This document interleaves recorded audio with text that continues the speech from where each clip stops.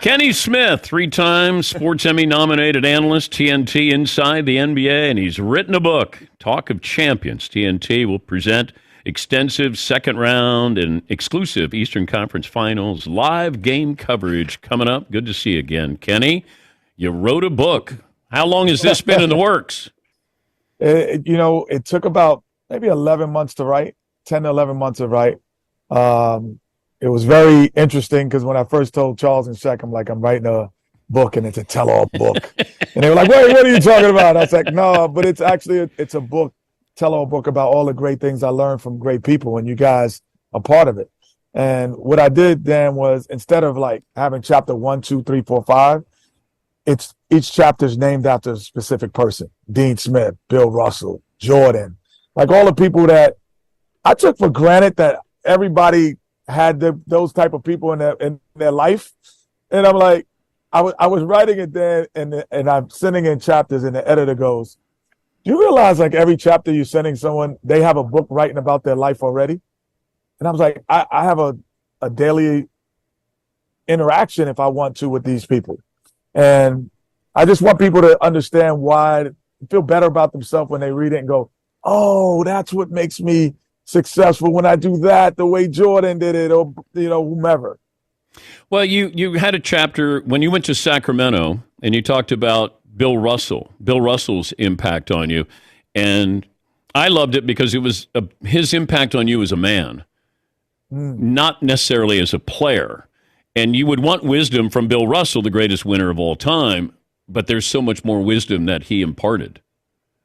Yeah, and that's why he's the greatest winner, because the winning is not just in one aspect of his life. And in the book I talked about it. We were sitting on a plane, like one of the stories, we were sitting on the plane, and he was the general manager and the president of the team and the coach. So, a lot of responsibilities, and he's looking at this sheet. And my job as a rookie, I had to sit next to him on every plane ride and every bus ride. And so that was my rule, his rule. And he's looking at these players in Yugoslavia all over the place. And I go, Coach, there's not a better player in Alabama or the same. Like, you're flying all the way over to Yugoslavia. And he stopped me right there, and he's like, Kenny, as an African-American, you can never not want inclusion. And I'm going, whoa. Like, he took a moment that I was casually joking about and gave me a life lesson, and that was him. And, so same thing with like I said, with Michael and Charles. Like, some of these things are not most of them are not basketball lessons. It's the way I shape myself as a parent, financially, everything. Jordan is always fascinating because you both went to North Carolina. Your paths crossed. He goes to baseball. You end up winning 2 NBA championships.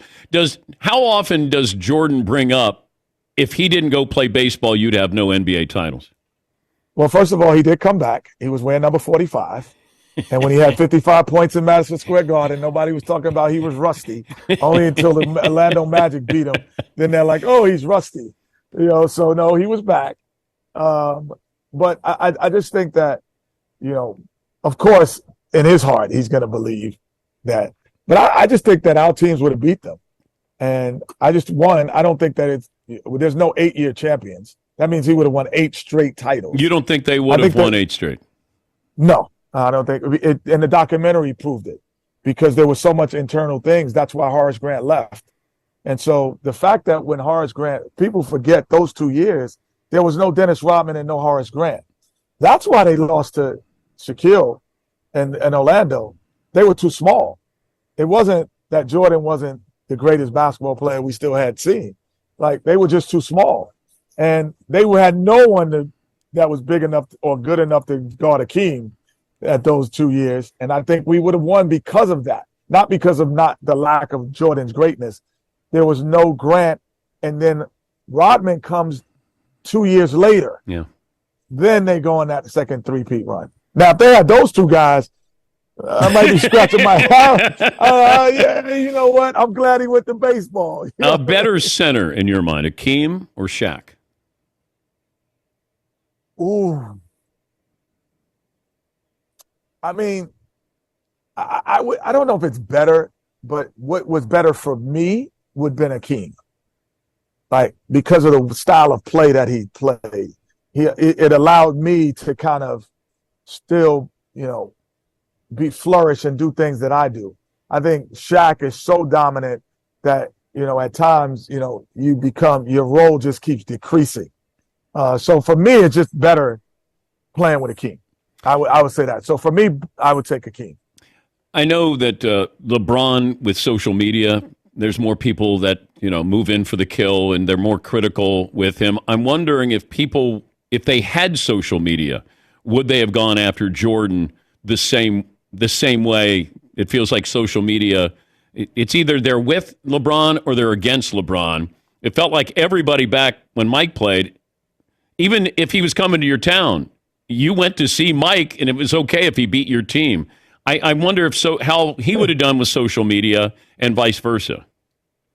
It would be scary with Michael with social media because his popularity would be through the. I mean, he was already the most recognizable face in the world. Yeah. He's musically what I think I said this the other day. He's like he musically was what Michael Jackson was. Like people would faint when they just saw him. Like, and social media would have only expanded that for him because he was the first that we hadn't seen what he was doing. We had never seen that. We seen a taste of it with Dr. J, but we had never seen what Michael was doing. And social media would have just exploded that even more on it. So, yeah, it would have been scary how popular he would have been if social media was there. LeBron, as great as he is, when he's at his greatest, he's taking a piece of something we've already seen. Yeah. So that's what separates Michael.